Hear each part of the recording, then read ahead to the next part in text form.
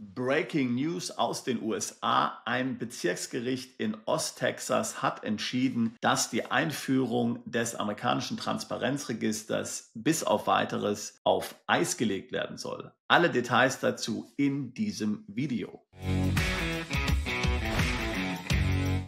In den USA wird momentan das Transparenzregister, der sogenannte Corporate Transparency Act, eingeführt.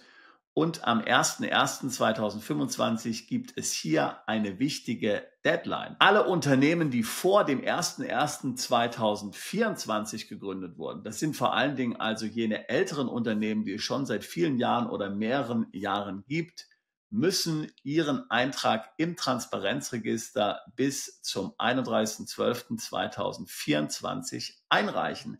Das galt jedenfalls bis zum 3. Dezember 2024. Letzte Woche entschied nun ein Bezirksgericht in Osttexas, dass der amerikanische Kongress, also das amerikanische Parlament, hier gehandelt hat, ohne ausreichende Befugnis zu haben. Zwar verstößt der sogenannte Corporate Transparency Act nicht gegen die amerikanische Verfassung, aber die Art und Weise, wie die Umsetzung implementiert werden soll, ist nicht allein Sache des US-Kongresses.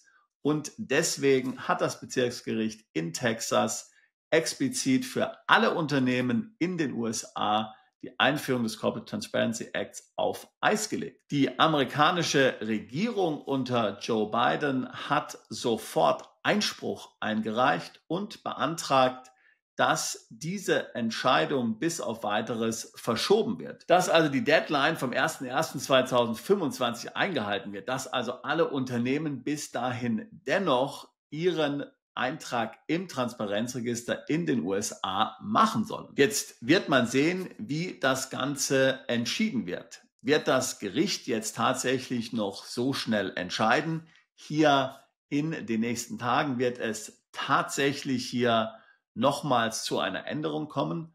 Also, wie gesagt, momentan ist der Status, dass kein US-Unternehmen hier einen weiteren Eintrag machen muss im Transparenzregister. Tatsächlich wird auf der Webseite des Transparenzregisters angezeigt, dass momentan Einträge nicht verpflichtend sind.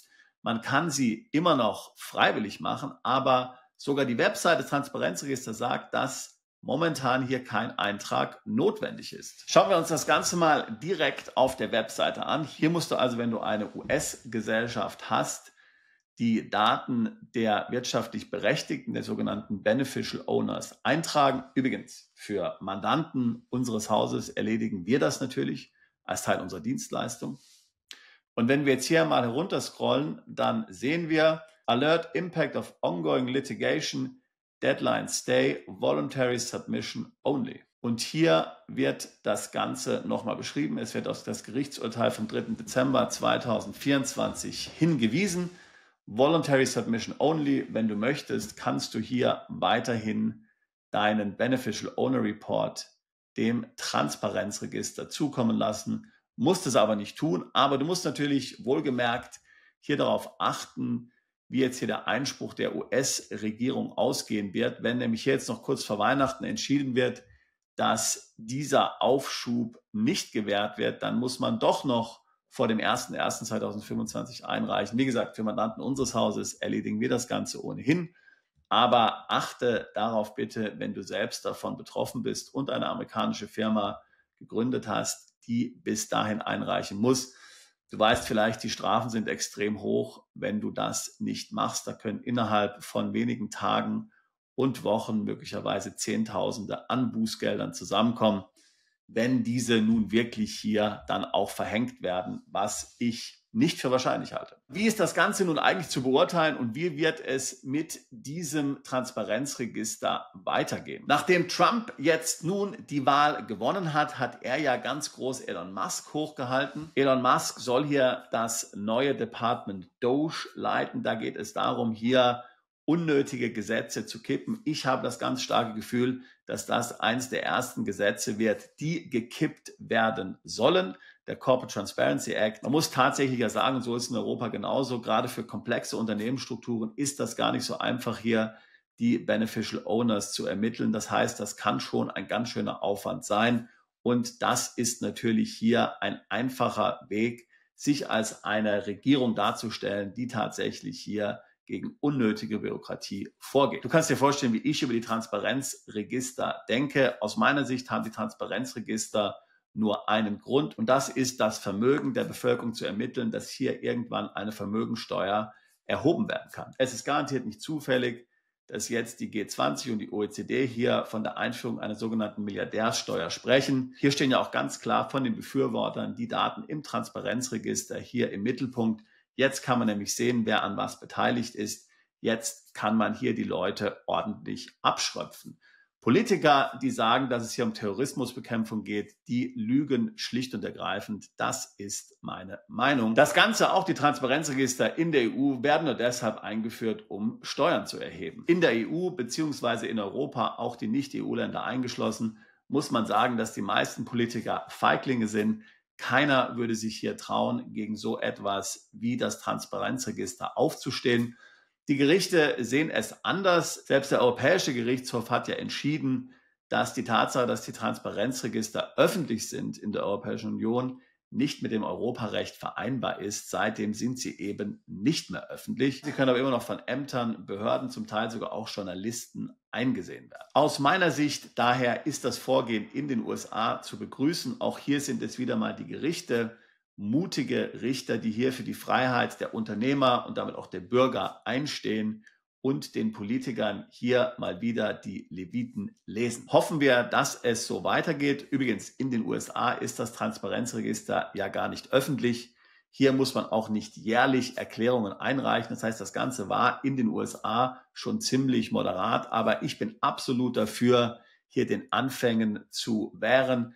Denn wir wissen ja, alle Politiker, die gehen immer nach Salamitaktik vor. Die servieren dir so ein Gesetz, ein Scheibchengesetz nach dem anderen. Es wird immer weiter verschärft. Die größte Lüge, die Politiker je erzählt haben, ist, dass sie die Bevölkerung vor etwas schützen wollen. Diese Argumentation haben sämtliche Diktatoren inklusive Adolf Hitler angewandt, um die Freiheiten des Volkes extrem zu beschränken. Gefahren von außen, auch von Terroristen, werden nicht dadurch gebannt, dass man die Freiheit der Bevölkerung einschränkt und irgendwelche Gesetze hier einführt, die hier mit dem ganz groben Pinsel malen. Bekämpfung von Kriminalität, das ist Präzisionsarbeit. Da muss man vorgehen wie ein Chirurg. Garantiert nicht so, dass man hier die Rechte, die Freiheitsrechte, die Rechte auf Privatsphäre ganz vieler beschränkt. Das ist natürlich nicht nur beim Transparenzregister so, das siehst du bei allen Gesetzen, die angeblich der Terrorismusbekämpfung dienen, inklusive sinnloser Checks am Airport. Oder hast du dich schon mal ernsthaft gefragt, warum du nicht mehr als 100 Milliliter Behälter mit ins Flugzeug nehmen kannst? Könnte man nicht eine gefährliche Substanz auch in 90 Millilitern oder 85 Millilitern verstecken? Diese 100 Milliliter ist komplett aus der Luft gegriffen.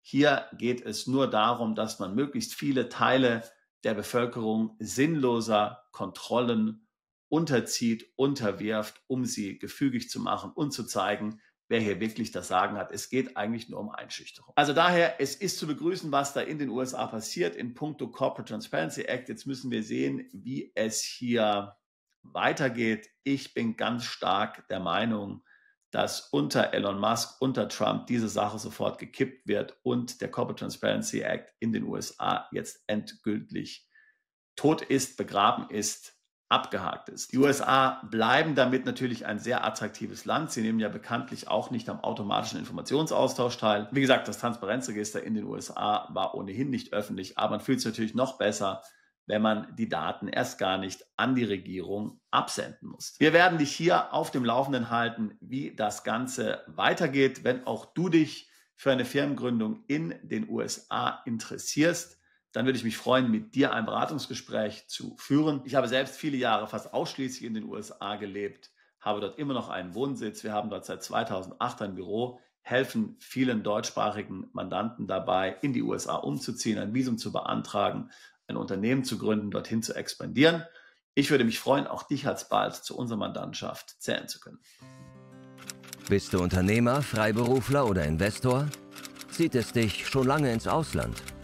Mach heute den ersten konkreten Schritt in eine Zukunft mit mehr Geld und mehr Freiheit. Buche ein Beratungsgespräch mit Sebastian und seinen Kollegen. Unsere Kanzlei unterstützt Mandanten wie dich dabei, deine Steuerlast legal zu reduzieren, Vermögen aufzubauen und zu schützen und deine persönliche Freiheit zu maximieren.